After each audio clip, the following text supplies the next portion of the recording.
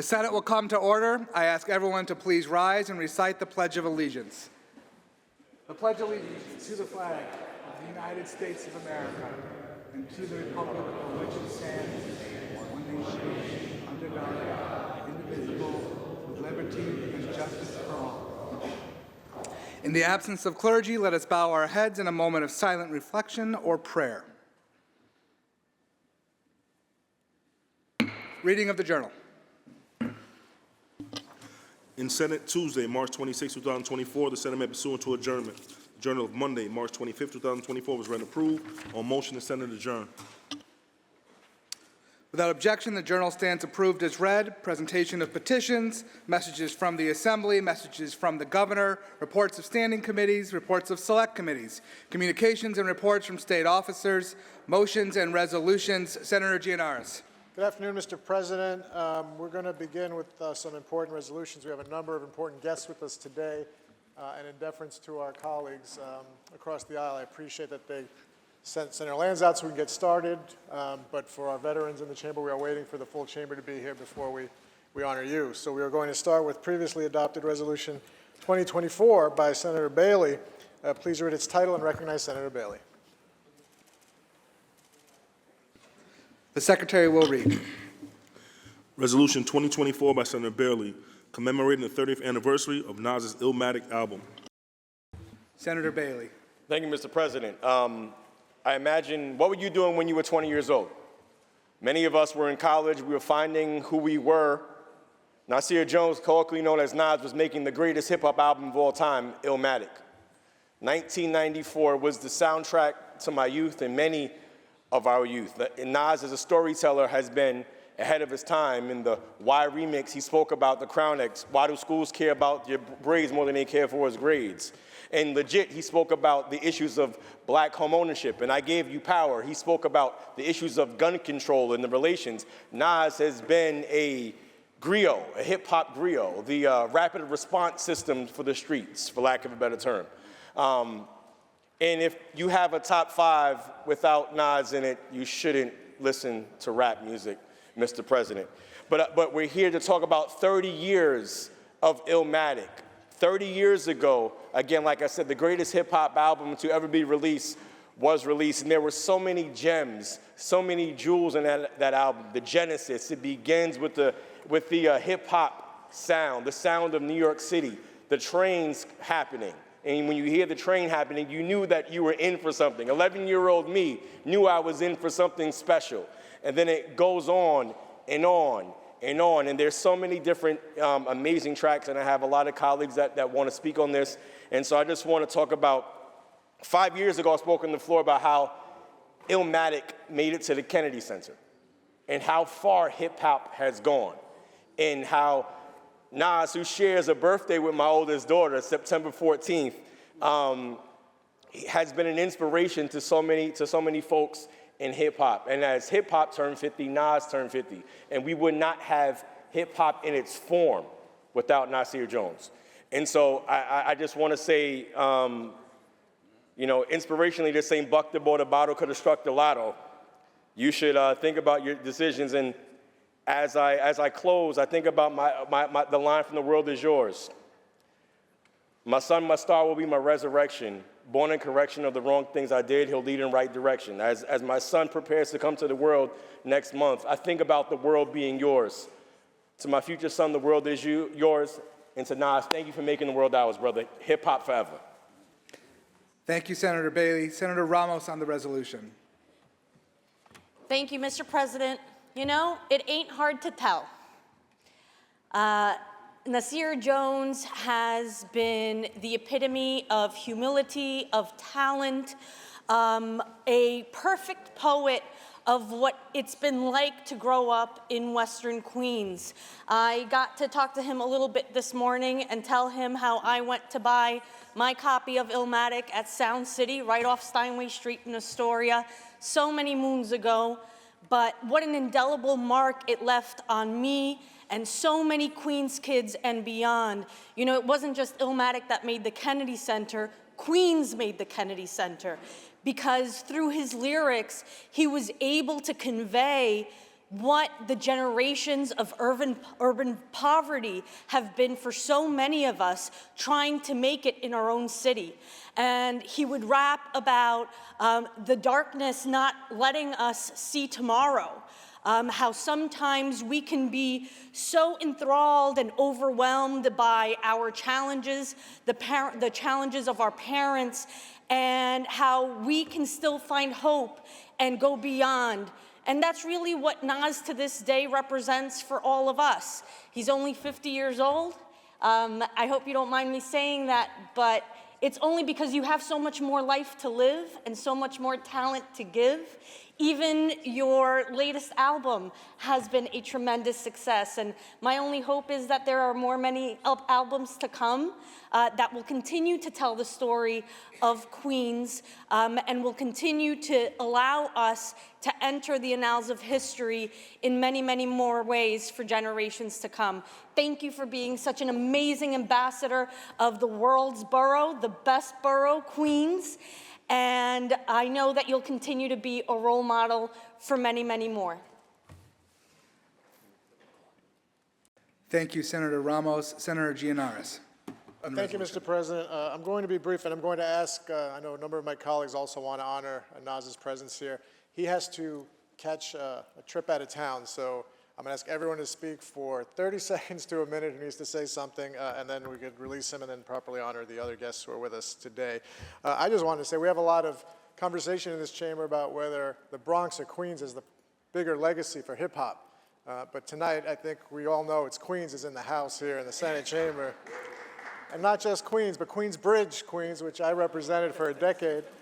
And I told Mr. Jones earlier today I would see the giant mural of his face every time I would enter Queensbridge houses because they do love him there and appreciate the fact that he has not only become very successful, but he gives back. And he has all sorts of programs for the kids in that community to lift themselves up and live better lives. And so I'm here to honor not just his music, but also his legacy to Western Queens and Queensbridge in particular. And very happy to have you with us today. Thank you, Senator Gianaris. Senator Myrie on the bill. Thank you, Mr. President. I rise as a kid born and raised in Brooklyn, and we were on the business end of Ether. Even at the height of that competition, we had to recognize the greatness that was before us. And so I just wanted to rise to say thank you for everything that you have done for this city, everything that you have done for young black men. Many of us walked through graduations with, I know I can be what I want to be. And you have a lasting legacy that is more than hip hop and more than music and means so much to so many of us. So thank you. Thank you, Senator Myrie. Senator Comrie on the resolution. Be brief also.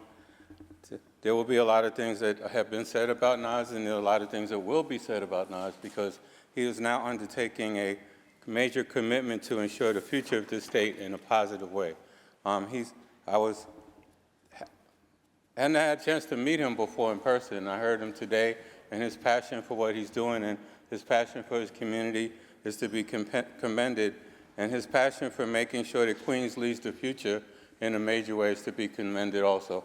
I don't think I can talk about the specifics on the floor because I was told 30 seconds, but thank you, Nas, for continuing to be a great role model. Thank you. Thank you, Senator Comrie. Senator Sanders on the resolution.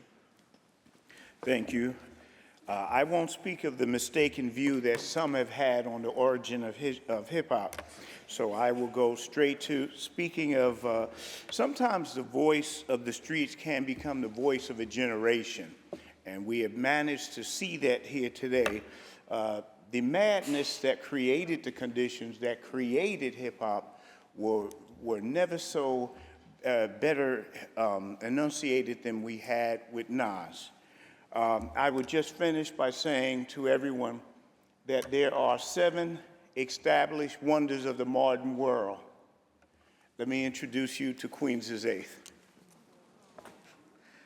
Thank you, Senator Sanders. To our guest, I welcome you on behalf of the Senate. We extend to you the privileges and courtesies of this House. Please rise and be recognized.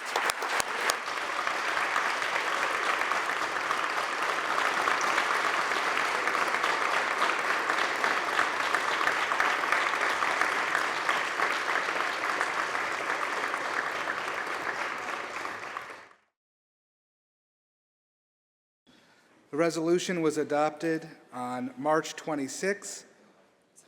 Senator Gianaris. Move on to previously adopted Resolution 1589 by Senator Harkam. Read that resolution's title and recognize Senator Harkam. Secretary will read. Resolution 1589 by Senator Harkam, memorializing Governor Kathy Hochul to proclaim March 29, 2024 as Vietnam Veterans Day in the state of New York. Senator Harkam on the resolution.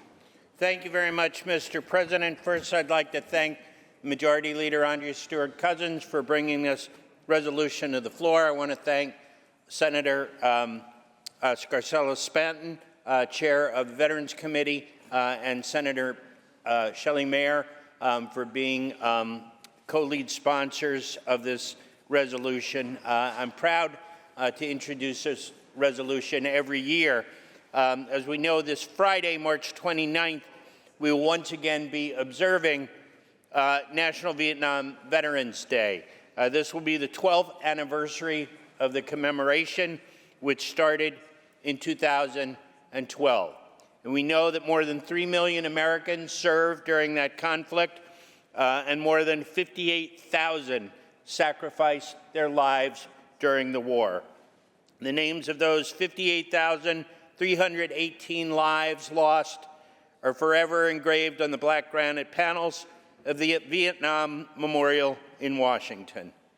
But today is a different day, and we pay homage to the brave men and women who served in the Vietnam War, knowing full well that they served with tremendous courage and sacrifice. And unfortunately, our nation did not display those sentiments when they came home. They were not welcome home. They were not treated well. Quiet in the House, please, while Senator Harkam has the floor. Please quiet and respect Senator Harkam. Thank you, Senator. And they were the ones who took it upon themselves to take care of each other. And they were the ones who took it upon themselves to teach our nation that we would never forget succeeding generations of American warriors who came back. And we thank you for that we will never, ever forget warriors who serve our country and come back to the shameful, disgraceful behavior that unfortunately you had to face when you came back. And so today I would like to welcome several Vietnam veterans from the Hudson Valley today to join this recognition with us.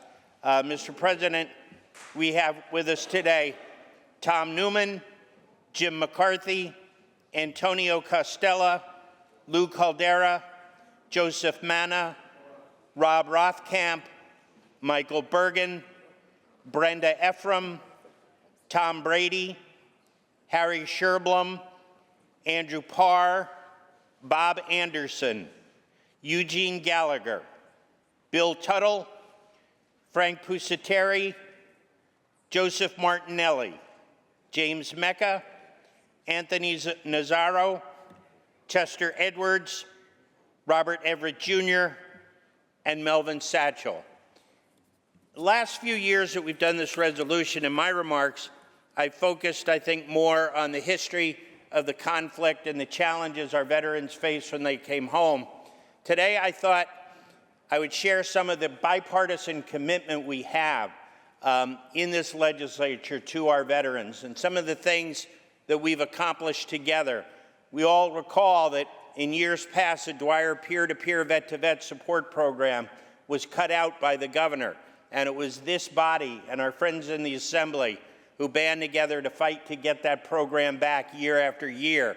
And now not only is that no longer the case, that the Dwyer program is a fixture in the budget, we have expanded it to every county in New York State, and we have increased its funding.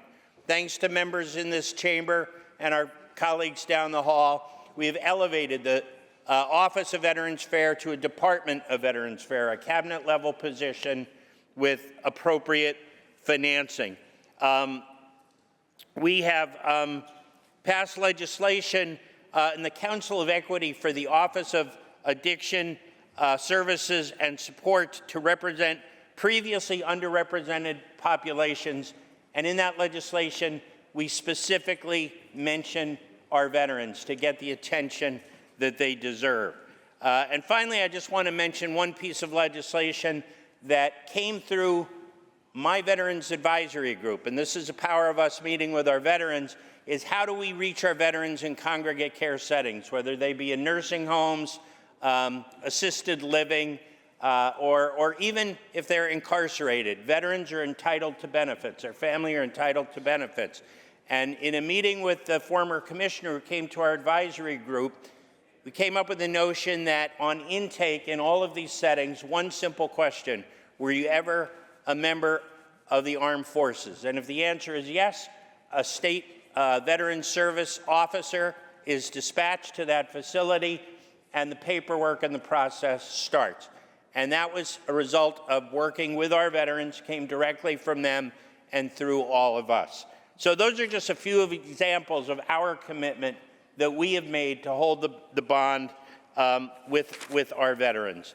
And so today I'm proud to enter into the record of the proceedings here the resolution that the state of New York wishes to show our Vietnam veterans the respect and appreciation they deserve, but as we mentioned, did not always get when they returned home. So let it be resolved that this body today, in its deliberations, will recognize March 29th as Vietnam Veterans Day, and to thank our brave veterans for your honorable service to our country. Ladies and gentlemen, welcome home to a grateful nation. God bless.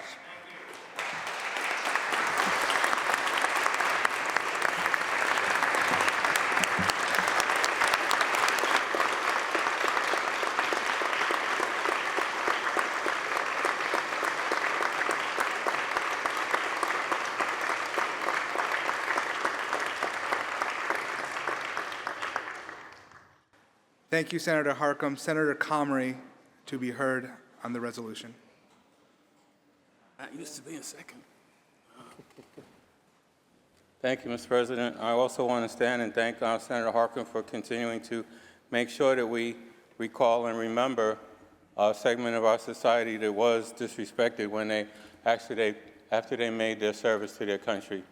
A group that was not given the opportunity to even speak properly to their issues for many years. But I'm glad that we as legislators, since we've been here, and since I've been in the Senate, every year they've worked hard to make sure that we created opportunities for our Vietnam veterans, that we find ways to create opportunities for them to get things that they were not getting from the state before. And it's our obligation as elected officials to make sure that every issue that the veterans have, especially Vietnam veterans, are addressed. So I just want to honor you today also. Thank you for continuing to stand up and be fighters, continue to be examples in your community, and continue to let people know that even when they are disrespected, they can continue to stand and fight for the things that are important to them. I honor you. Thank you for your service. Thank you, Mr. President. Thank you, Senator Comrie. Senator Mayer on the resolution.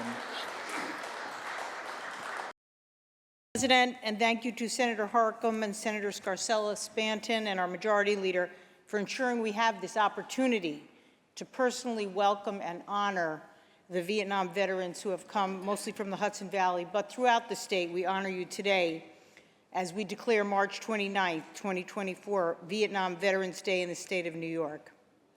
You know, more than 3 million Americans served their country during that war, and the names of those lost, as said, are forever engraved in the Black Granite Memorial in D.C., such a somber reminder of loss, commitment, and sacrifice.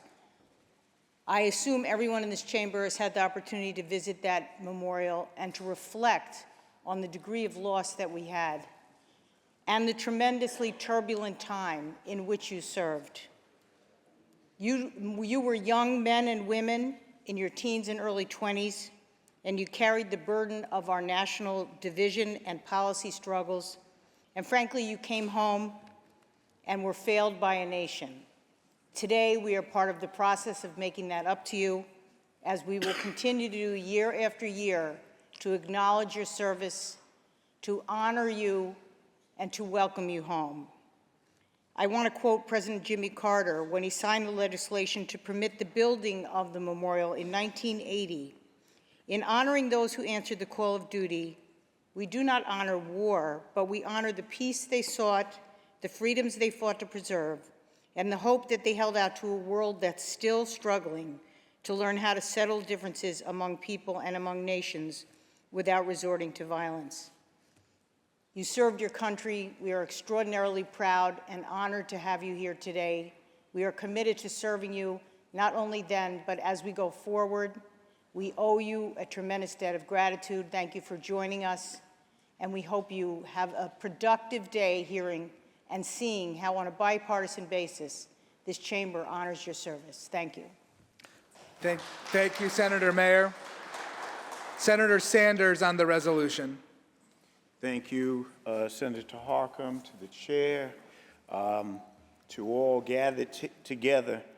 As a young post-Vietnam era Marine, I was taught by some of you coming back from Vietnam, and man, you guys that was some tough lessons that you were teaching. But it was done with a type of love, a love that said that we love you much to teach you how to come home. And I guess that's the greatest love that you can give.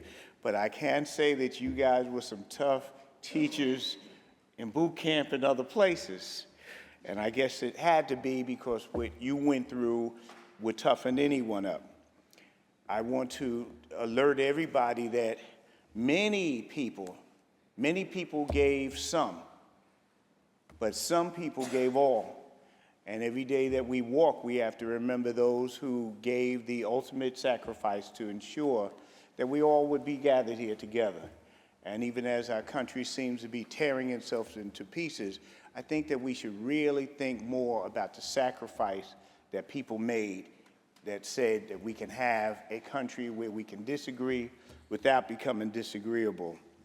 So I end by saying, as long as America has sons and daughters who will stand on the wall, and that's what we're really talking about. The military is kind of like folk who are standing on a wall. They're separating you from everybody who wants to take you out. They're trying to make sure that you're safe. And sometimes they're in some terrible places to do it. And it's very, very lonely in many of these places.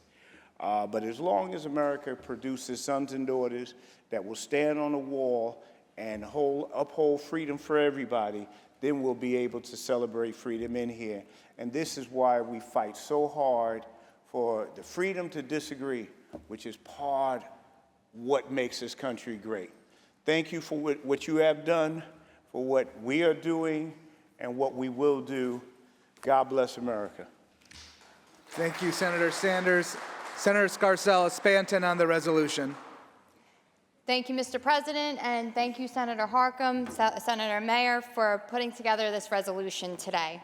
First and foremost, welcome home to all the Vietnam veterans here today and to all those veterans who have served New York State and this country.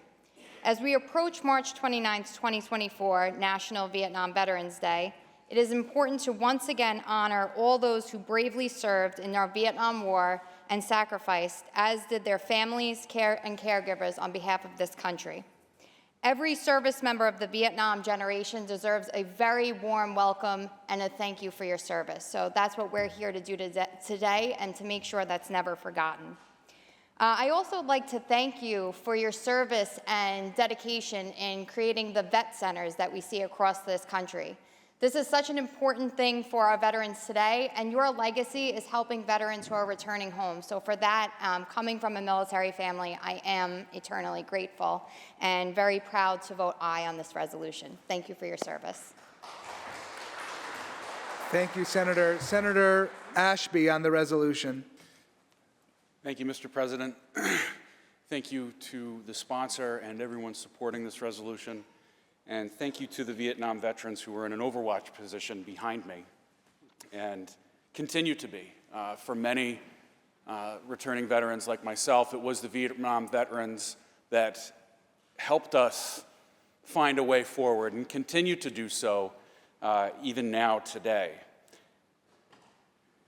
And that is why I feel it's important to talk about how we could be doing more for them.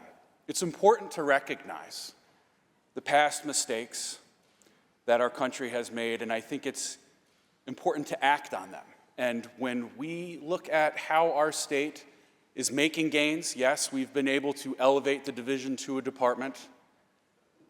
But what if I told you that this department right now is so underfunded that when we look at the state of New Jersey that has half the number of veterans that New York State does, it gets 3 times the amount of funding. We can't let this happen. When we look at the vet centers that our chair was just talking about, getting absorbed by the VA, we have an opportunity and a responsibility, again, to act in a bipartisan way to make sure that this doesn't happen, that we continue to fill these needs and move forward and not let it rot, not let it fall to the wayside in despite of the sacrifices of the men and women above me. So I proudly vote aye on this resolution, and I proudly advance the ideals that we stand for here and continue and hope that we can all act and move them forward. Thank you. Thank you, Senator Ashby. Senator Bailey on the resolution. Thank you, Mr. President. I just want to salute you all for your service, but not just your service, what it takes to serve. When you're out there, I imagine that you weren't thinking about political affiliations, race, religion. You were thinking about making sure that that person to the left or the right of you came home safe, that you were defending the flag, that you were defending people that you never met and likely never would meet because of an oath that you took, an oath that many of us don't get a chance to take, and so my colleagues here who have served, thank you. But thank you for doing something that was unpopular, to say the least. But your work was strenuous, it was difficult, it was, I quite frankly don't know how you did it. But I know that we are all the more better for it. And how we look back at what you've done and how you've served and how the example that you've set moving forward. So I just wanted to take my time and thank you, Senator Harkin, thank you, Senator Mayor and Madam Chair. Thank you for the work that you do and for everybody here. But like, you're not forgotten, not in this chamber, you know, not by those of us in this chamber. Regardless of political affiliation, under the leadership of Andrea Stewart-Cousins, this chamber has done a lot for vets, and I think we will continue to do a lot for vets. Not I think, I know we would continue to do a lot for vets because, quite frankly, you deserve it. You deserve more than 10% off on that Applebee's. You deserve more than just a thank you for your service. You deserve Veterans Day to be, quite frankly, every single day because that's the life that you lived and, quite frankly, how you serve. So thank you, thank you, thank you for serving when people like me could not. Thank you, Mr. President. Thank you, Senator Bailey. Senator Webb on the resolution. Thank you, Mr. President. I want to thank all of the veterans that are here today, and thank you to Senator Harkin for bringing forth this resolution. As it has already been shared by Senator Mayer with regards to the more than 3 million Americans that served our country during the Vietnam War, I think it's important, and I've said this in our chamber before, that it is our responsibility to not only recognize your sacrifices, but your continued service that you and your families provide to our communities. And so I want to thank all of you that are here, and of course, all of the Vietnam veterans in my district in Broome, Cortland, and Tompkins counties. Thank you all for your continued leadership.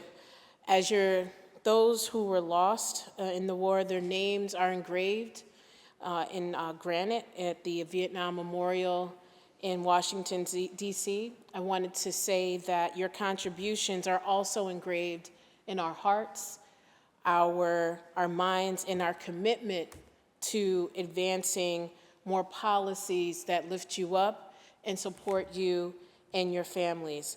I proudly vote aye with regards to this resolution, and I encourage my colleagues to also do the same. Thank you. Thank you, Senator Webb. Senator Kennedy on the resolution. Thank you, Mr. President. I'm honored to stand here to recognize this extraordinary group of men and women. I'm honored to be in your presence. I want to thank our Majority Leader, Andrea Stewart-Cousins, for bringing this resolution to the floor, and for our champions, Senator Harcum, Senator Mayer, for continuing to bring on the tradition of celebrating here in this chamber the heroes of the Vietnam War on March 29th. Words cannot describe our gratitude, not just here in this chamber, but as a state and as a nation, for the sacrifice that you all made many years ago.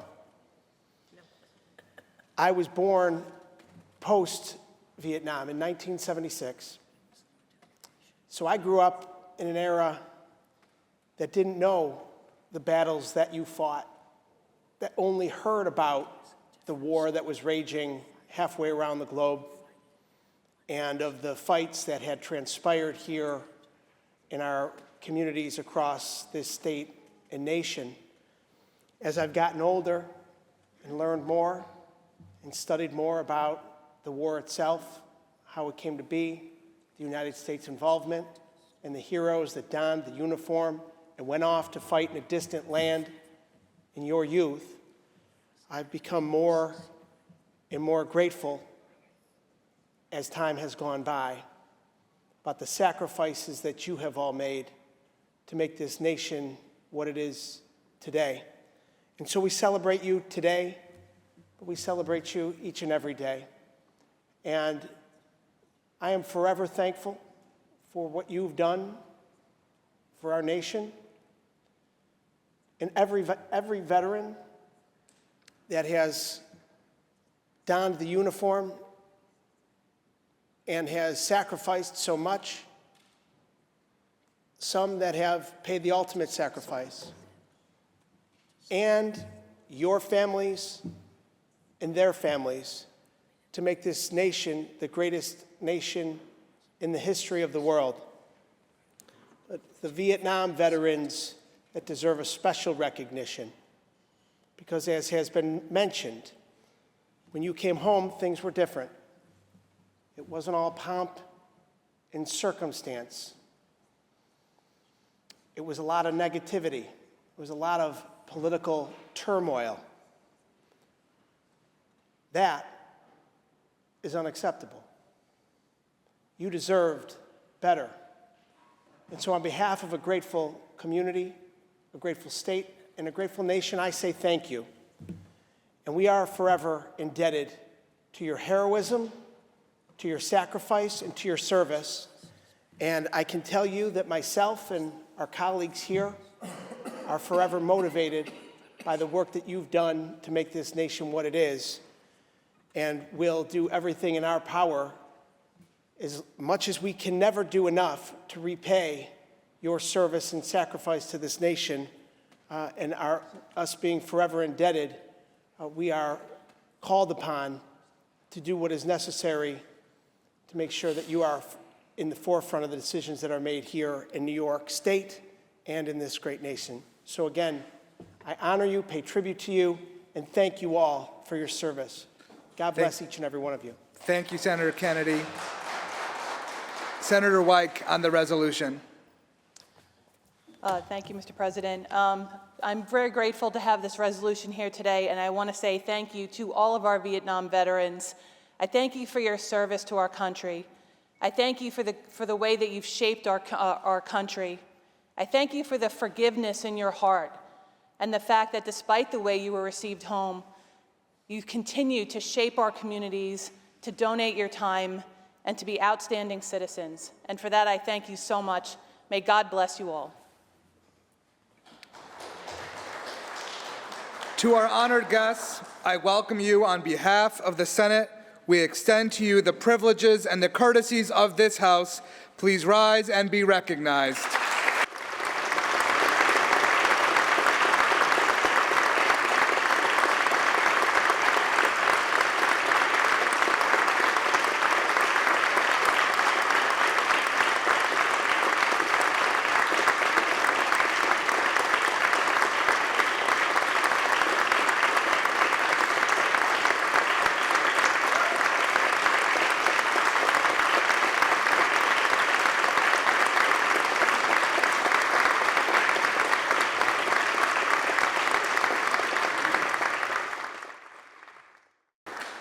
The resolution was adopted on January 9th. Senator Gianaris. And next up is previously adopted Resolution 1965 by Senator May. Please read its title and recognize Senator May. The Secretary will read. Resolution 1965 by Senator May, honoring Coach Felicia Leggett Jack upon the occasion of her designation for special recognition by the Atlantic Coast Conference as the 2024 Women's Basketball Coach of the Year on March 5th, 2024. Senator May on the resolution. Thank you, Mr. President. I hope there are some people in this chamber who had a chance to watch the Syracuse women's basketball team in the NCAA championships this year. If you saw their games, you saw fabulous talent, you saw some tremendous teamwork, and most importantly, you saw a team that never gave up. All of that is a testament to their extraordinary coach, Felicia Leggett Jack, who this year became the first Syracuse basketball coach, men or women, to be named ACC Coach of the Year. Coach Jack's basketball career began at Nottingham High School, go Bulldogs, on the east side of Syracuse, before becoming 1985's Big East Rookie of the Year for the Syracuse Orange. At Syracuse, she scored 1,526 points, became the program's all-time leading scorer at the time, and helped lead the team to their first Big East championship and first appearance in the NCAA tournament. She became the first women's basketball player to have her jersey number retired in 2021, making her one of the inaugural 3 female athletes at Syracuse to receive that honor. After graduating from Syracuse University, Coach Jack served as assistant coach for the Boston College Eagles and head coach for Hofstra University and Indiana University.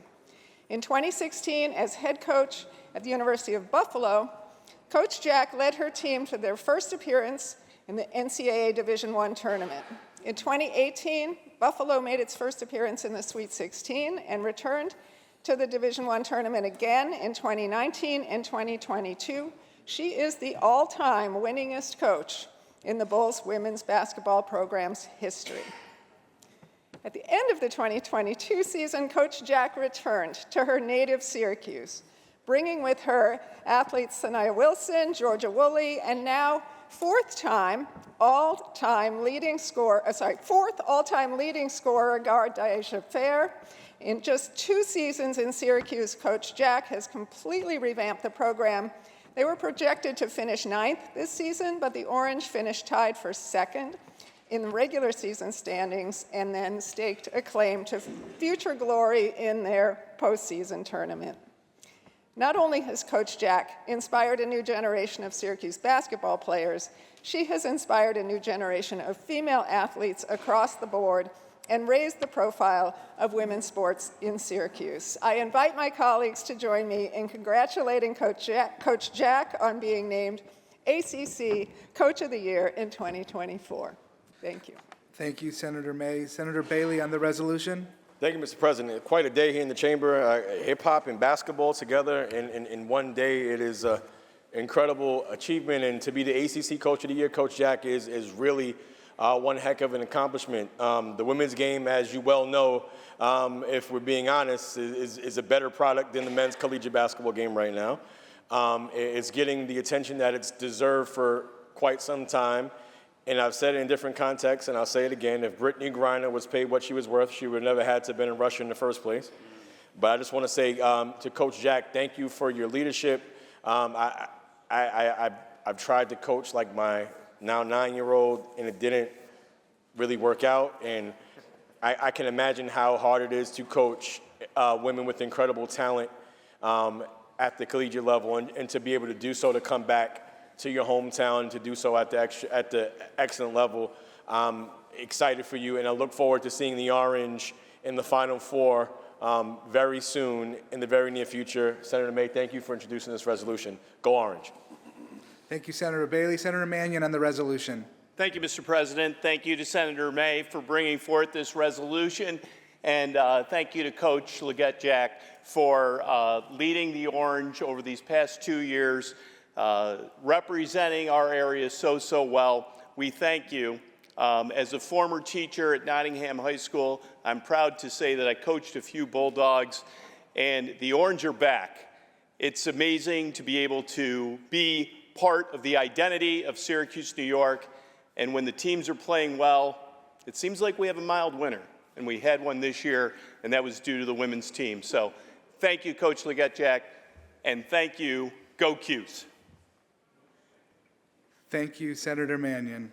The resolution was adopted on March 19th. Senator Gianaris. Mr. President, the request of the sponsors of the resolutions we took up today will be open for co-sponsorship. The resolutions are open for co-sponsorship. Should you choose not to be a co-sponsor on the resolution, please notify the desk. Senator Gianaris. Mr. President, there is a report of the Finance Committee at the desk. Please take that up at this time. The Secretary will read.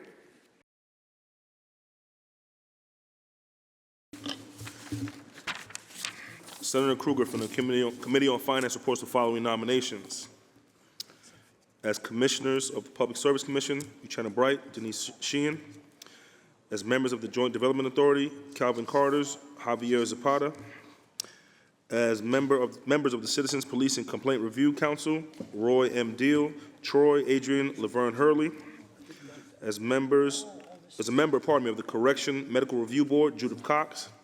As a member of the Finger Lakes State Recreation and Historic Preservation Commission, James C. Smith. As a member of the State Board for Historic Preservations, Molly Garfinkel. As trustee of the City University Construction Fund, Lorraine Grillo. And as a trustee, of the Higher Education Services Corporation, Janessa Perez. Accept the report of the Finance Committee and ask that you please recognize Senator Krueger. All those in favor of accepting the report of the Finance Committee signify by saying aye. Aye. Opposed, nay. The report of the Finance Committee is accepted. Senator Krueger on the nominations. Thank you very much, Mr. President. I'm very pleased to say that all of the nominees that were just read out, nominated by the governor, were accepted through their committees of origin and the Finance Committee. Only 2 were actually interviewed by the committees because they are paid, and that is both Uchenna Bright, Commissioner, Public Service Commissioner, and Denise Sheehan, Commissioner of the Public Service Commission. I think most of the people in this chamber understand how critical a role the PSC plays for us in the 21st century to ensure that our utility system is safe, reliable, and moving as quickly as possible to renewable, as widely as possible. I think both of these candidates proved to be extraordinary, both in their own training and experience in and out of government. And we always appreciate, including all the remaining candidates listed today, the fact that New Yorkers are willing to serve in these very often difficult and challenging positions, many of whom are not paid, but do it because of their belief in our government and where we are trying to go, and the understanding, including with the commissioners here today. Hi, I think we just have one here today. We're being joined by Denise Sheehan right up there, that they understand while they might be able to do other things with their lives, there's perhaps nothing more valuable than committing to public service and the differences they can make in the lives of almost 20 million New Yorkers by taking employment or taking volunteer positions throughout the state, county by county, in important positions. And so many people will never hear these names again, and many people won't even know what these specific commissions do, but they all play an extremely important role in making sure that we have the great democracy that we do and continue to be representative of the people of New York and continue to deliver as best we can the best government for the people of New York. So I hope all of my colleagues will join me in voting yes today. And again, on behalf of the Senate, I want to thank every one of them on this list for agreeing to serve, even though we are just represented by one of them today in the chamber. Thank you, Mr. President. Thank you, Senator Krueger. The question is on the nominations. Call the roll. Addabbo, Gianaris, Krueger, Ort, Sewell, Cousins, White.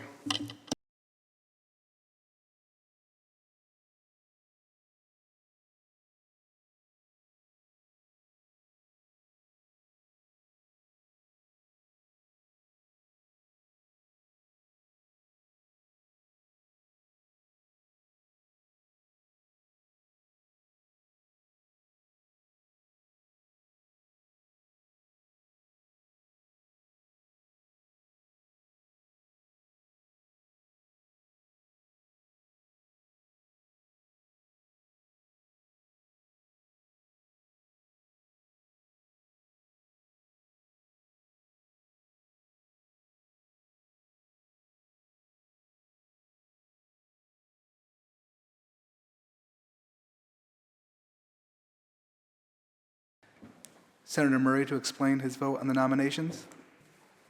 Thank you, Mr. President. You know, it's interesting. We were sitting here, and I sat and I listened to some very, very important resolutions that we did, individual resolutions. We recognized a music superstar. We thanked countless incredible veterans.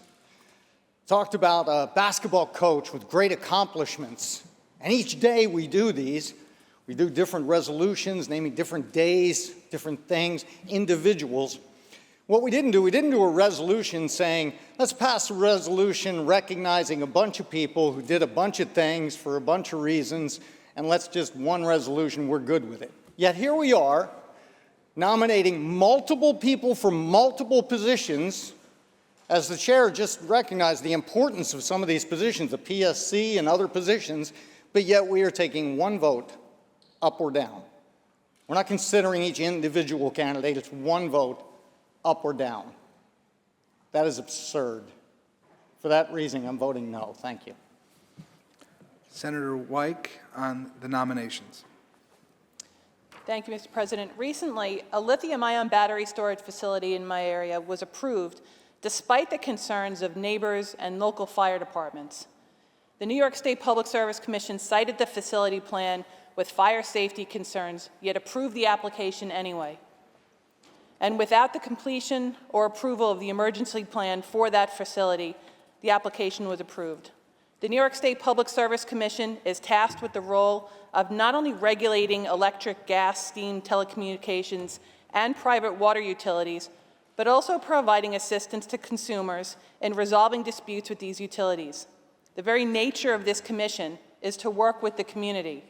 And yet they stood by and not only ignored the public outcry, but quietly approved the application for this facility.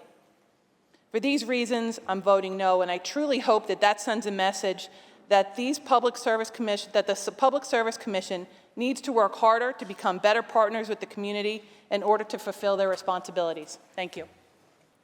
Thank you, Senator Wyke. Announce the results. In relation to the nominations, those senators voted in the negative are Senators Kenzari Fitzpatrick, Gallivan, Griffo, Helming, Lanza, Matera, Murray, O'Mara, Ort, Palumbo, Rhodes, Steck, Tedisco, Weber, and White. Also, Senator Oberacker. Ayes 43, nays 16. The nominees are confirmed. Please congratulate our nominee confirmed.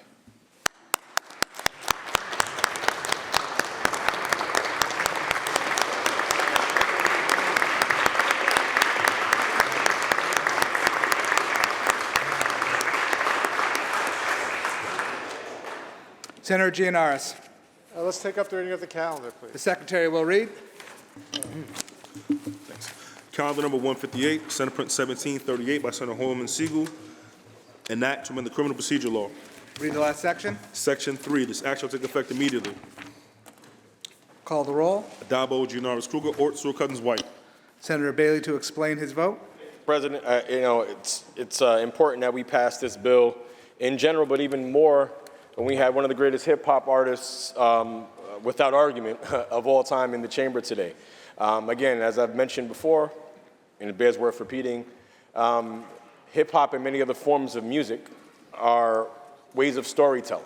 They are ways of expressing emotion, expressing artistry through things that they see, or that they create, or that may be a combination.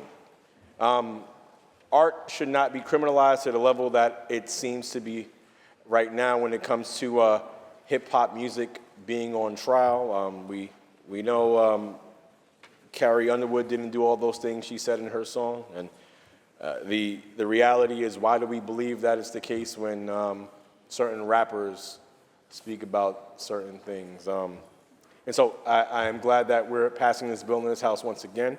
It's a critically important bill, but in light of all of these things, and I thank Senator Holman Siegel for being an incredible co-sponsor here in the State Senate, and looking forward to getting this done and signed into law. I vote aye, Mr. President. Senator Bailey to be recorded in the affirmative. Announce the results. In relation to calendar 158, those senators voted in the negative are Senators Ashby, Kenzari Fitzpatrick, Galvin, Helming, Lanza, Martinez, Martins, Matera, Murray, Oberacker, O'Mara, Ort, Palumbo, Rhodes, Rollison, Steck, Tedisco, Weber, and White. Also, Senator Griffo. Ayes 40, nays 20. The bill is passed. Calendar number 274, Senate Print 545 by Senator Gianaris, an act to amend the Urban Development Corporation Act. Read the last section. Section 5, this act shall take effect immediately. Call the roll. Adabo, Gianaris, Kruger, Ort, Stewart Cousins, White. Announce the results. Ayes 60.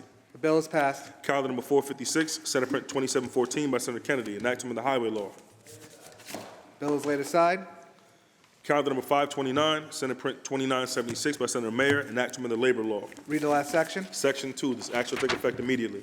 Call the roll. Adabo, Gianaris, Kruger, Ort, Stewart Cousins, White. Announce the results. Ayes 60. The bill is passed. Calendar number 579, Senate Print 3607 by Senator Webb, an act to amend the General Business Law. Read the last section. Section 12, this act shall take effect 1 year after it shall become a law. Call the roll. Adabo, Gianaris, Kruger, Ort, Stewart Cousins, White. Senator Webb to explain her vote. Thank you, Mr. President. I rise to explain my vote. This legislation amends the general business law to ensure that laser hair removal technicians receive state-approved education and training to practice in New York State. This is a straightforward piece of legislation that ensures that laser hair removal technicians will follow the same licensing schedule and regulations as the fields of nail specialty, waxing, natural hairstyling, aesthetics, and cosmetology. Laser hair removal is widely available in New York State and employs approximately 20,000 estheticians.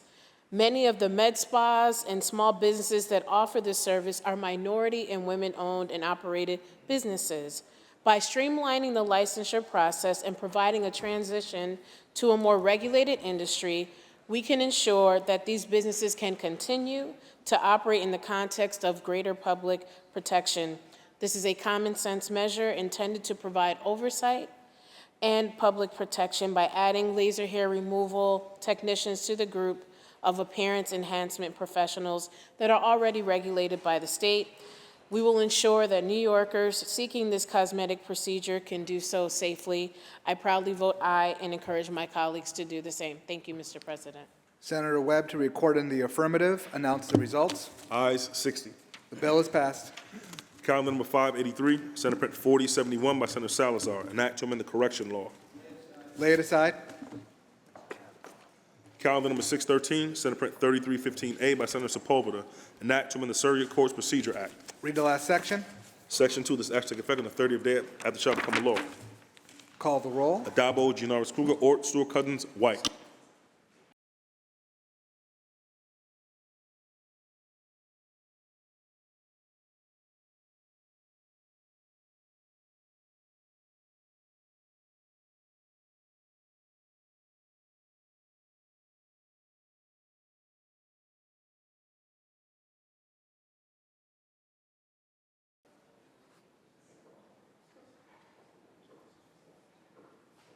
Announce the results. In relation to Calendar 613, those senators voting in the negative are Senators Ashby, Galvin, Griffo, Helming, Lanza, Martinez, Oberacker, O'Mara, Ort, Palumbo, Steck, Tedisco, Weber, and White.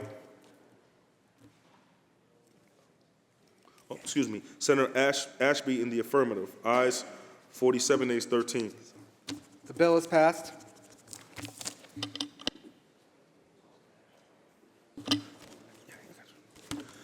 Calendar number 649, Senate Print 2922 by Senator Claire, an act to amend the penal law.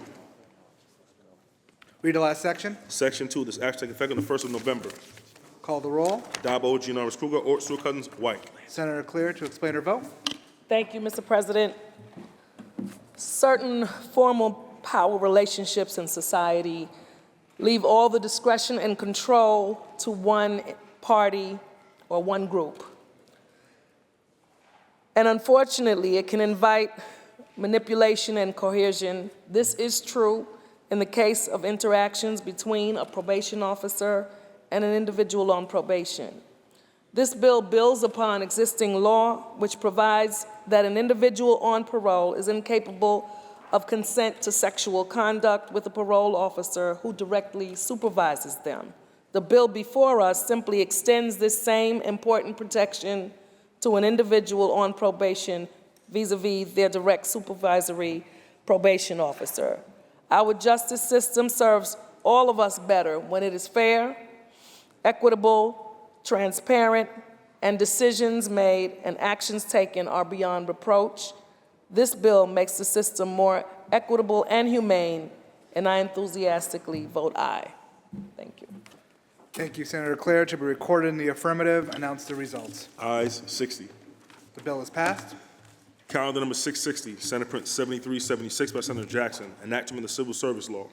Read the last section. Section 2, this act shall take effect immediately. Call the roll. Adabo, Gianaris Kruger, Ort, Sewell-Cousins, White.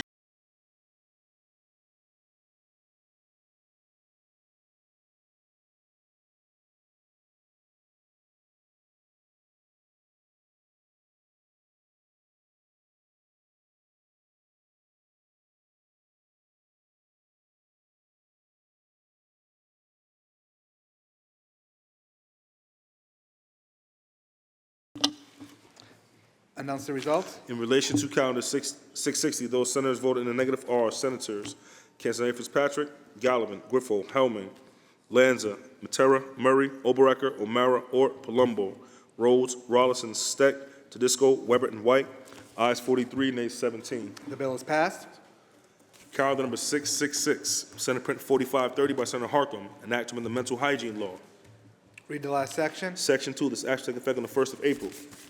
Call the roll. Adabo, Gianaris Kruger, Ort, Sewell-Cousins, White. Announce the results. Ayes 60. The bill is passed. Calendar number 673, Senate Print 4505A by Senator Liu, enactment of the Education Law. Read the last section. Section 2, this act shall take effect immediately. Call the roll. Adabo, Gianaris Kruger, Ort, Sewell-Cousins, White. Announce the results. Ayes 60. The bill is passed. Calendar number 688, Senate Print 1730 by Senator Sanders, enactment of the Elder Law. Read the last section. Section 2, this act take effect on the 120th day after it shall become a law. Call the roll. Adabo, Gianaris Kruger, Ort, Sewell-Cousins, White. Announce the results. Ayes 60. The bill is passed. Calendar number 689, Senate Print 2144 by Senator Prasad, enactment of the Social Services Law. Read the last section. Section 2, this act shall take effect immediately. Call the roll. Adabo, Gianaris Kruger, Ort, Sewell-Cousins, White. Announce the results. Ayes 60. The bill is passed. Calendar number 690, Senate Print 2935D by Senator Parker, an act enacting the Just Energy Transition Act. Read the last section. Section 7, this act shall take effect immediately.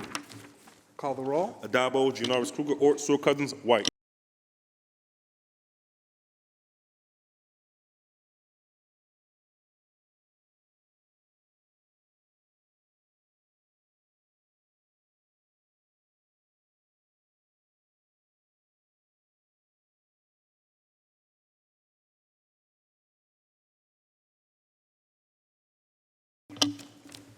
Announce the results. In relation to calendar 690, those senators voted in the negative are Senators Ashby, Cancelaria Fitzpatrick, Gallivan, Griffo, Hellman, Martins, Matera, Murray, Oberacker, O'Mara, Ort, Rhodes, Rollison, Steck, Tedisco, Weber, and White. Ayes 43, nays 17. The bill is passed. Calendar number 692, Senate Print 4393 by Senator Martinez, enactment of the Public Health Law. Read the last section. Section 3, this act shall take effect on the 90th day after it shall become a law. Call the roll. Adabo, Gianaris Kruger, Ort, Sewell-Cousins, White.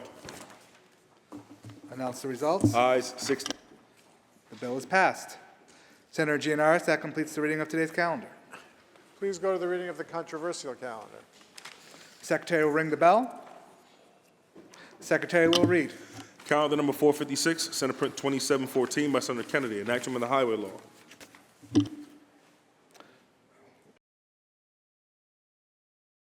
Senator Oberacker, why do you rise? Thank you. I was wondering if the bill sponsor would answer some questions, please. Sponsor yield. Thank you, Mr. President, of course. Sponsor yield, Senator Thank Oberacker. you. Thank you. And thank you, Senator. Start off with, Senator, what was the genesis for this piece of legislation? Thank you very much. Through you, Mr. President, back in 2011, this state passed a new complete streets law. And that law said that when new projects were undertaken here in New York, Complete Streets principles must be considered, creating an environment where not just automobiles, but also pedestrians, cyclists, and other forms of transportation are accommodated, including pedestrian access. This sort of design was put in place as a major component of 21st century thinking, as we are encouraging transportation choices, raising property values, increasing connectivity between communities, including vulnerable communities, ensuring that our kids have safer routes to school, providing local families with more opportunities to walk and bike safely. Complete Streets are designed to ensure that safety, mobility, convenient access for all roadway users, not just a focus on the vehicles, are taken into consideration. This includes, as I mentioned, our children, our older adults, and individuals with disabilities. When this bill was originally passed, there was a component that was excluded that runs contrary, I believe, to the original intent of the bill. And this bill today closes that loophole, and it will expand the scope of the law to ensure that more infrastructure projects include Complete Streets design features and will extend to resurfacing, maintenance, and road preservation projects in our communities across New York State. Sponsor, continue to yield. Will the sponsor yield? Sponsor yields. Thank you. Senator, in 2022, the Association of New York Town Superintendents of Highways opposed this on the basis of that language for multiple reasons. So first, were any of the town highway departments or the Association of New York Town Superintendents, were they consulted as we move forward with the language in this new piece of legislation? Thank you. Through you, Mr. President. Yes, of course. We listen to every partner across New York State. Our local community leaders in the transportation industry, including our superintendents, are always a part of these conversations. And while some may be opposed, I believe that is actually, that opposition is based upon a misunderstanding of actually the intent of the bill and how it will be implemented in those local communities. What I will say, though, is the level of support of this bill is great. It is part of the 2022 Crash Victim Safety Act agenda, supported by Families for Safe Streets, Albany Bicycle Coalition, Bike Walk Tompkins, Go Bike Buffalo, the National Safety Council, the New York Biking Coalition, Open Plans, Parks and Trails New York, Reconnect Rochester, Rochester Bicycling Club, the Slow Roll Syracuse, Transportation Alternatives, Tri-State Transportation Campaign, and Walkable Albany, among many, many others. And I will also mention that this has bipartisan support, Mr. President. Mr. President, through you, would the bill sponsor continue to yield? The sponsor yield. Sponsor yields. Thank you. So would you agree that there potentially would be increased costs by up to 1/3 by having these projects having to compete the complete street design? Most of the counties, most of the smaller municipalities do not have in-house services when it comes to engineering is where I was going, thank you, for engineering. So would you agree that there would be or could be an increase in cost to the local municipalities and some local counties? Through you, Mr. President, I disagree that this cost could rise to 1/3 of the cost of the overall project. As a matter of fact, quite the contrary, the bill back in 2011 that we're expanding on today actually puts in place protections ensuring that the cost cannot exceed 20% of the overall cost of the project to ultimately seek controlling the cost potentially of these improvements that will enhance our local communities. That also being said, what we are asking for local communities to do here is to consider these complete streets aspects of a particular road project. So the cost may be minimal. Depending on the project, if any at all, it may cost nothing. When you're talking about repainting lines to make access for bicyclists, or enhancing street lighting at a crosswalk, or a number of other traffic calming methods that are either low cost or no cost. We believe considering these as a part of these projects is extremely important. Through you, Mr. President, would the bill sponsor continue to yield? Sponsor yield? Yes. Sponsor yields.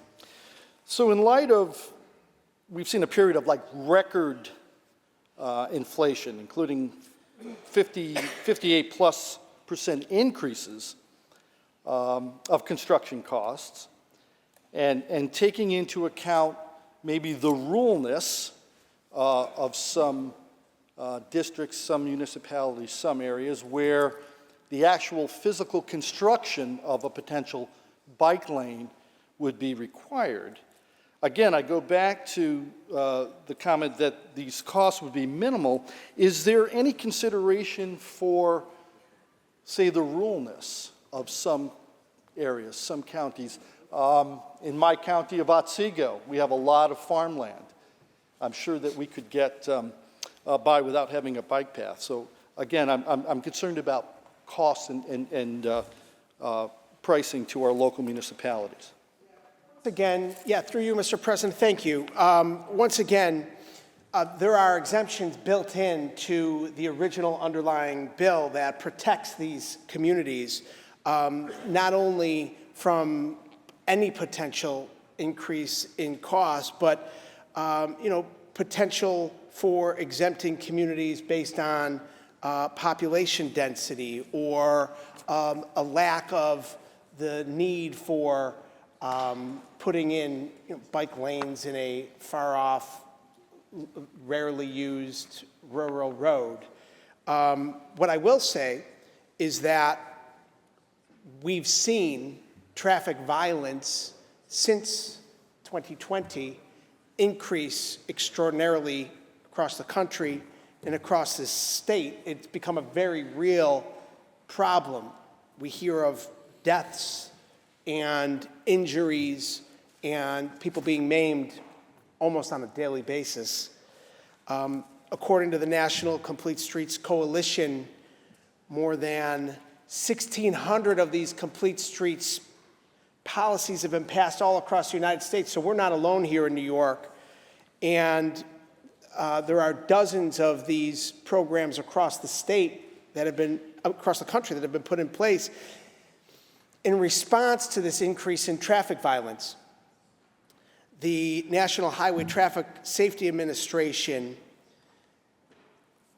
statistics show that there has been an increase of nearly 20% in fatalities nationwide in just the last few years. And it's these days at the highest rate in nearly 2 decades. So that's just unacceptable. We have to do something about it. This is legislation that we know is actually working. I can tell you, based upon my own personal work on a project 2 miles long. Now, this is going back about a decade and a half, Mr. President. South Park Avenue in the city of Buffalo. It was 2 lanes in both directions, parking and on each side, and it was very unsafe. You couldn't even cross at certain times of the day. There was a resurfacing project, a mill and fill, a maintenance project that was done low cost. You know what we did? We enhanced the lighting. We put in new striping at the crosswalks. We put in new bike lanes. And this project was enhanced. The community has benefited immensely because of it. And we're proud of that project. It's one of many projects adhering to these complete street design protocols. And again, this is not a mandate, but for considering these traffic calming safety standards that are supported not only on a bipartisan basis, but I've read into the record, many of the dozens of organizations across the state that have supported this legislation. And I will also point out that the AARP New York also has put forward a memorandum of support. Mr. President, on the bill. Senator Oberacker on the bill. Great. Thank you, Senator Kennedy, for taking the time to clarify some of the questions that I had. First and foremost, I'm not against safety. I think it is extremely important all throughout the 7 counties and the rural counties that I represent. And as a former chairman of Public Works for Otsego County, I actually took a moment to reach out to my former superintendent of highways, and I said, do we have a calculation as to what this could potentially add to the county paving budget? He informed me, in the best estimates with the numbers that he has right now, that this would at least add $50,000 per mile when we're talking about just a straight resurface. And that's just for the simple, what we call an overlay. There are 477 center lane miles in my county. If you start doing the math, we would have to look at reducing the number of miles that we would look to resurface because of these added costs. Not only simply the added costs, but the added paperwork, the added meetings, which would already affect a shortened climate, a certain time that in my rural counties that we have due to weather to actually have our paving season, and which again will contribute, I think, ultimately to reducing the number of miles paved. Senator, I would suggest if we could potentially think about a carve-out to municipalities, and we could base that on population.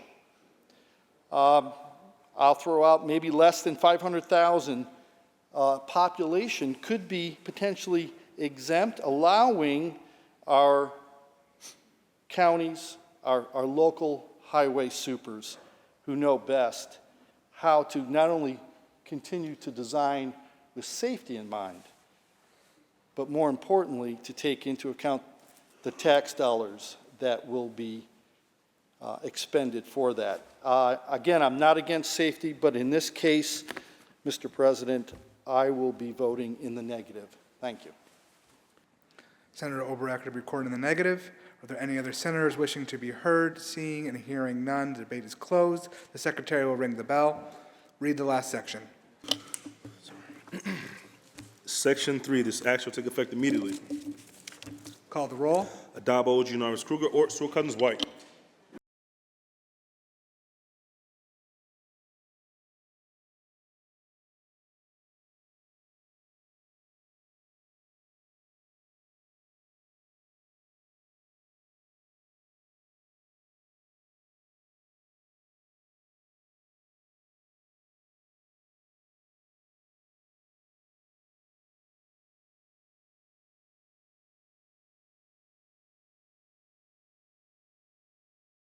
Announce the results.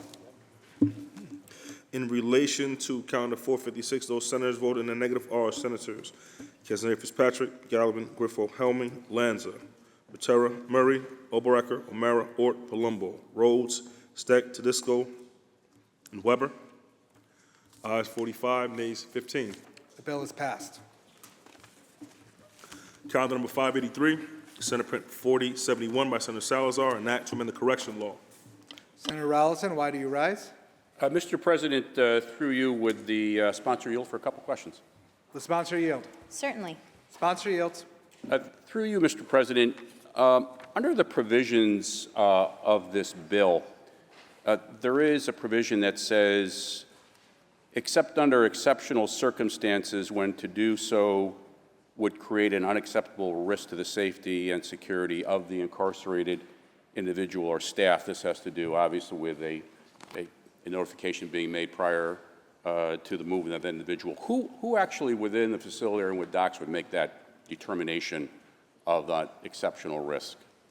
Through you, Mr. President, that would be at the discretion of the department. The superintendent of a facility could make that determination, for example. Through you, Mr. President, would the sponsor continue to yield? Does the sponsor yield? Yes. Sponsor yields. Thank you.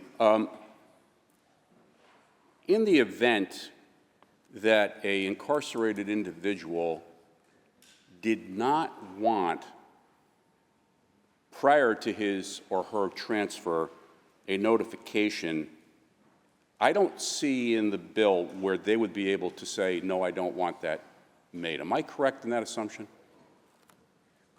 Through you, Mr. President, this legislation would simply allow for the incarcerated individual to make a personal phone call before the transfer, and also for the department to, through an electronic notification, such as an email, notify the incarcerated individual's next of kin or their family of the transfer. But there is nothing in this bill that says that if the incarcerated individual did not want someone to be informed outside of DOCS that they were being transferred, that wouldn't be a possibility.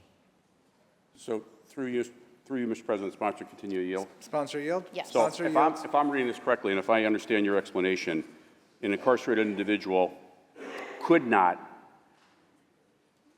say to the Department of Corrections that they did not want an electronic notification made prior to them being moved.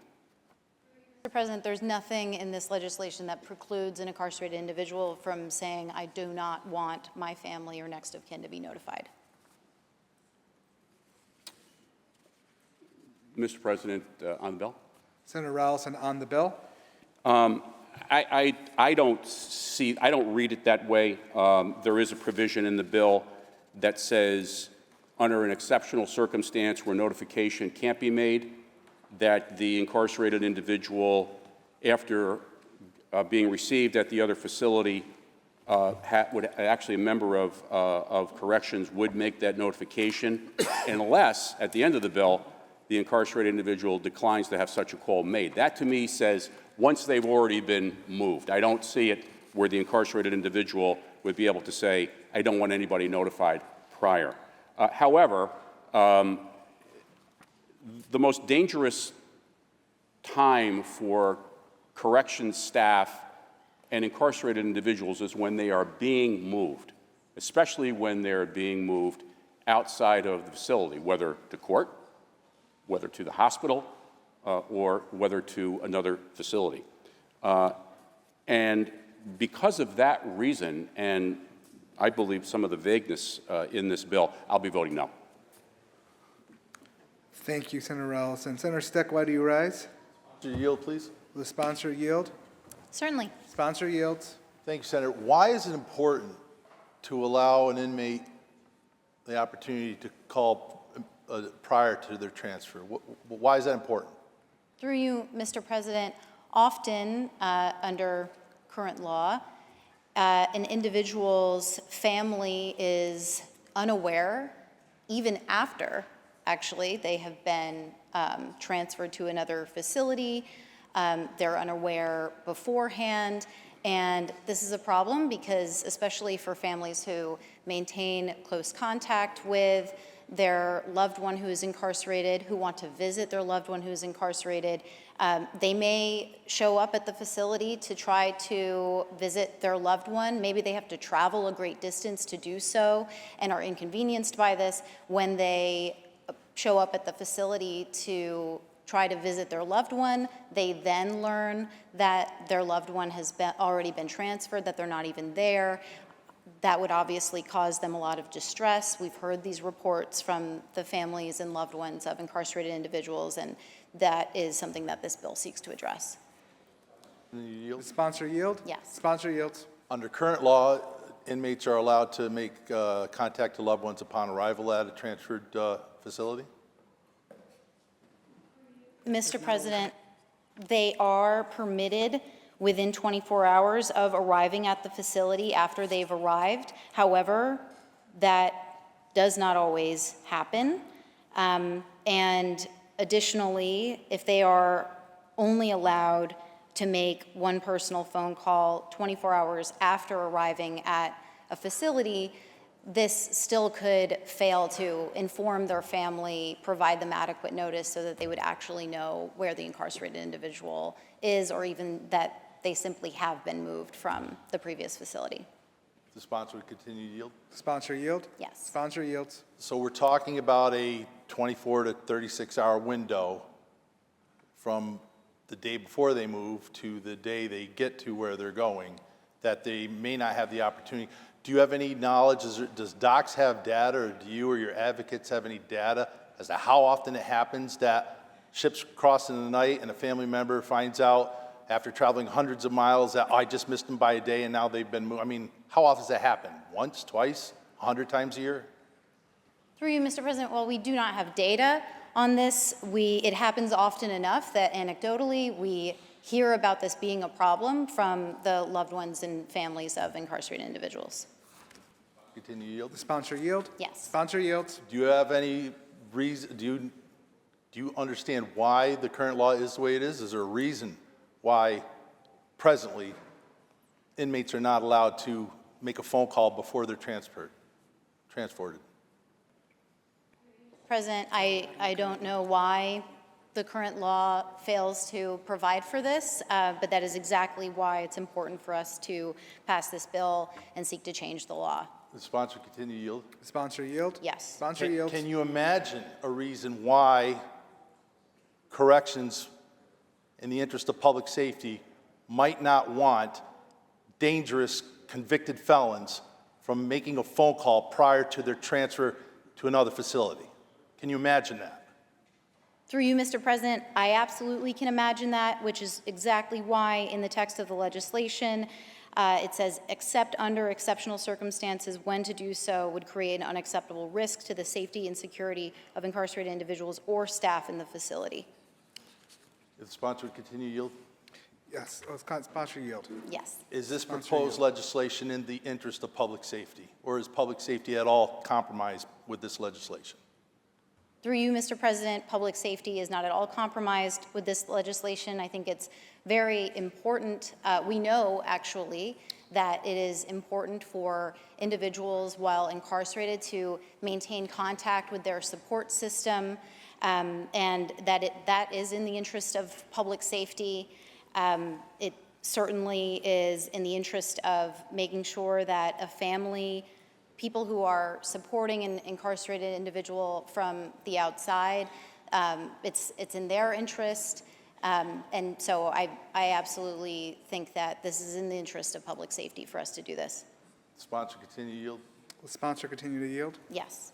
In Sponsor preparation for this legislation, have you spoken with anyone that is in the employ of the Department of Corrections that has advocated or requested this legislation? What is the commissioner in his office have to say about this proposal? Were they consulted, and do they agree?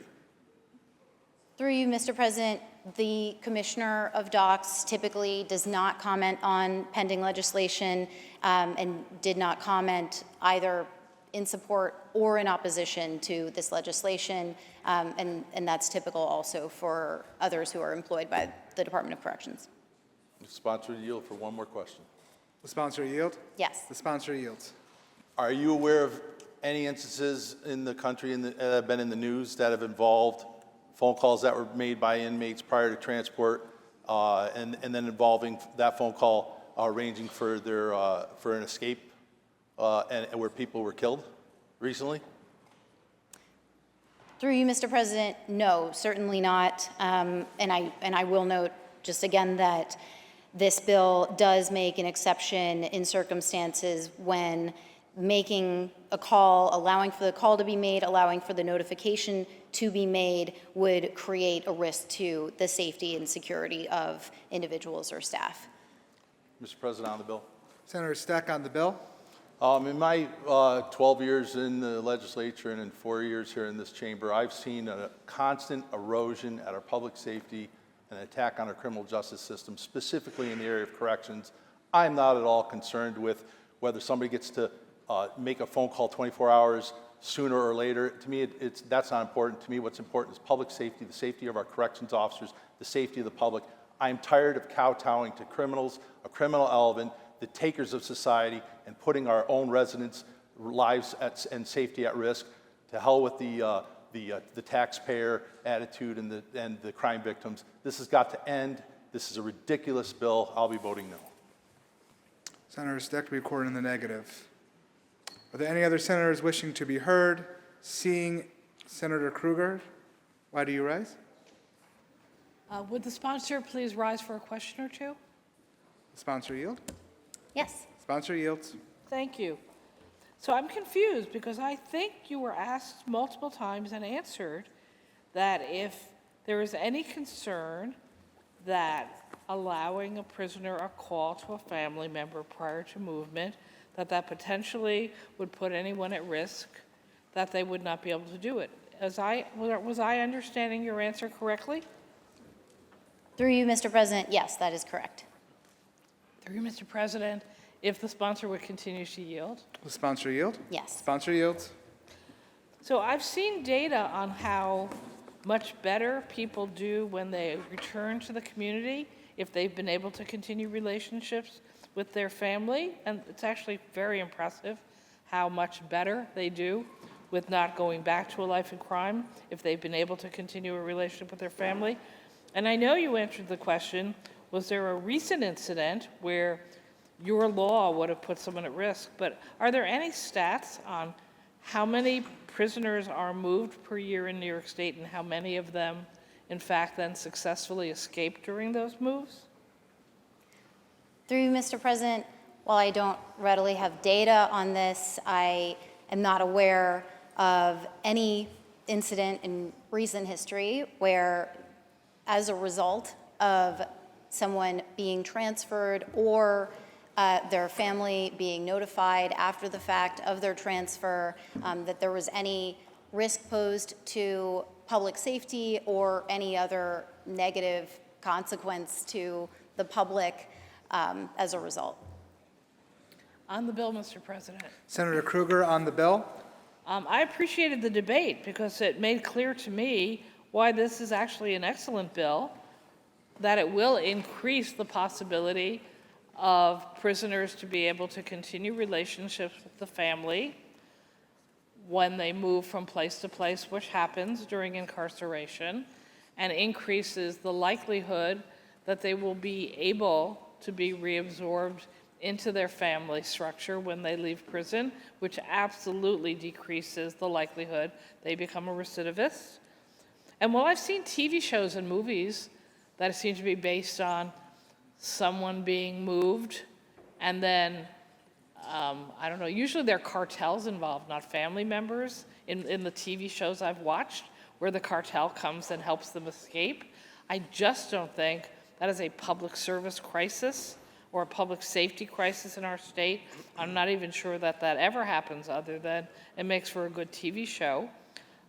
So I have to say, I think it is in the best interest of public safety. And of course, we also know that when prisoners understand that there is a future ahead of them, that good behavior in prison will increase the chances they get out, that doing things that improve their understanding of their responsibility for why they ended up in a prison, but what it will take for them to actually be released back into the community, increases safety for corrections officers when they're in prison, and decreases the risk of recidivism when they leave prison.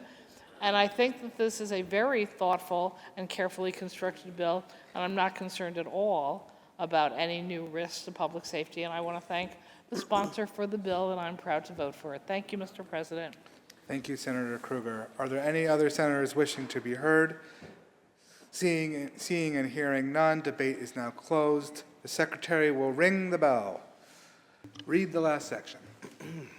Section 2, this act take effect on the 30th day after it shall become a law. Call the roll. Addabbo, Gianaris Krueger, Ort, Stewart Cousins, White. Senator Claire to explain her vote. Thank you, Mr. President. I want to thank Senator Salazar for bringing forward this very important bill. All too often in my district, I have had families, mothers travel great distances with children leaving at early hours in the morning, incurring great costs and great difficulty, only to get to a facility and be told that their loved one was moved the night before, days before. This is a major inconvenience. It's a lot of money to travel. Families should not be punished because they want to be in touch with their loved ones. I've heard stories of grandmothers, elderly, getting on buses, traveling hours at a time to find out that their loved one is gone without the courtesy of even a phone call.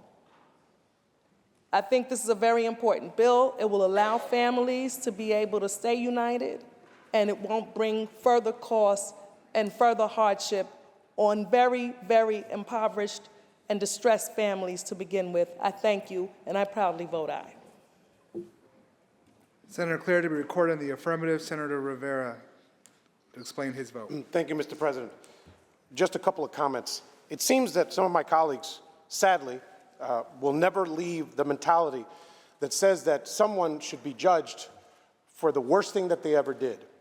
Some of my colleagues also seem to believe that every single person who has ever committed a crime and been convicted of one, let's assume that the criminal legal system is perfect, so therefore every single person who's ever been incarcerated is absolutely at guilt for whatever they did. They assume that they are to be forgotten, that they should be thrown away, that they should be locked in a box and never to be spoken of again.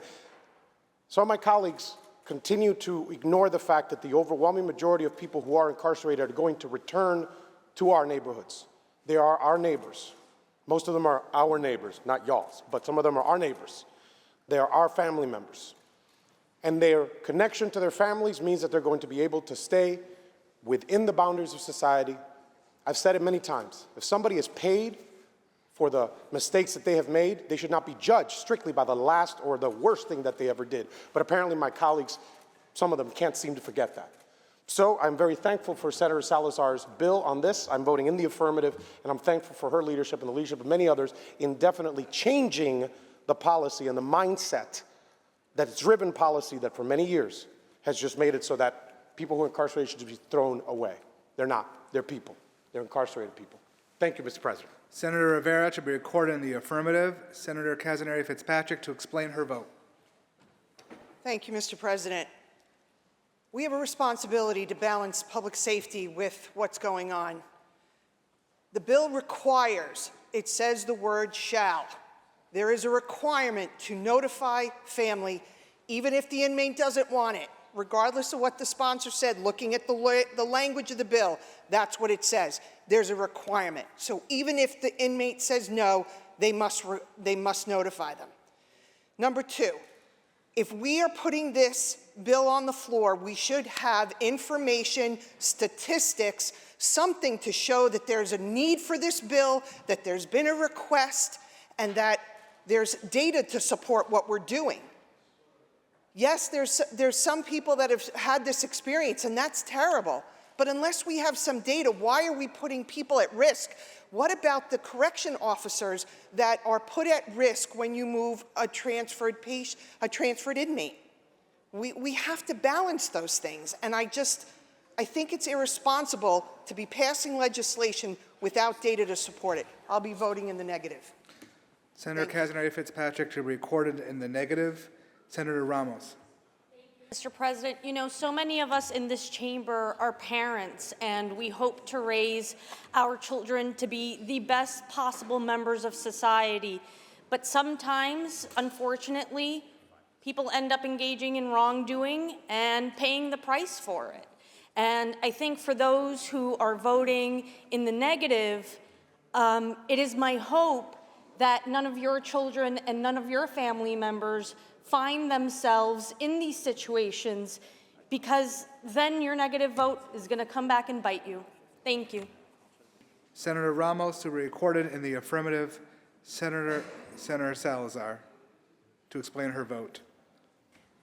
Thank you, Mr. President. I will remind my colleagues that the bill does account for situations when the superintendent of the facility can say, I think that there is an unreasonable risk to the safety of individuals or to staff in the facility to allow for this, and therefore I'm not going to allow for this. That includes the safety of the incarcerated individual themselves. So that's a very important consideration, but I think that we really need to consider how painful it is for family members, for loved ones of an incarcerated individual, when not only are they inconvenienced, maybe it's costly for them to go across the state to visit their loved one. Maybe they had to take time off of work in order to do so. They show up at the facility, and not only do they not get to see or communicate with their loved one who is incarcerated, but they don't even know where they are. That is a pain that I cannot imagine experiencing if I were a parent with a child who is incarcerated. And that's a pain that we don't want people to have to experience. It's unnecessary and it's preventable, and that is one of the things that this legislation seeks to prevent. And I thank the Majority Leader and my colleagues for their support in once again passing this legislation. Thank you. Senator Salazar to be recorded in the affirmative. Senator Rhodes to explain his vote. Every situation that involves the transport of a prisoner is a situation that puts correction officers at risk. It is their most vulnerable time. And I don't see how allowing a prisoner to make a phone call to their family members after they've arrived at the destination breaks down the family nexus and makes it impossible for them to have a productive life once they get out of whatever correctional center or prison that they're in. It is placing unnecessary risk on correction officers. It provides the opportunity to signal where they're going, potential routes that may be taken. And while the bill may provide exclusions for situations where the warden or administration at a particular facility may think that it places the officers at extraordinary risk, it ignores the fact that any time there's the transport of a prisoner, it puts correction officers at risk. So I will be voting against this bill. Senator Rhodes to be recorded in the negative. Senator Bailey to explain his vote. Thank you, Mr. President. Not one person in this chamber would make a trip of over 100 miles or over 50 miles without notifying one of their loved ones. How dare we cast aspersions upon individuals who want to do that? And again, I'm going to read from the statute again. Senator Salazar, thank you for the bill. I just want to be very clear and read the statute again. Except under exceptional circumstances, when to do so would create an unacceptable risk to the safety and security of incarcerated individuals or staff.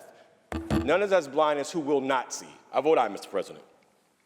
Senator Bailey to be recorded in the affirmative. Announce the results. In relation to calendar 538, those senators voted in the negative are Senators Ashby, Canzone Fitzpatrick, Gallivan, Griffo, Hellman, Martins, Matera, Murray, Obereka, O'Mara, Ort, Palumbo, Rhodes, Rollinson, Steck, Tedisco, Weber, and White. Ayes 43, nays 18. The bill is passed. Senator Gianaris, that completes the reading of the controversial Is there calendar. any further business at the desk? There is no further business at the Move to desk. adjourn until tomorrow, Thursday, March 28th at 11 a.m. On motion, the Senate stands adjourned until Thursday, March 28th at 11 a.m.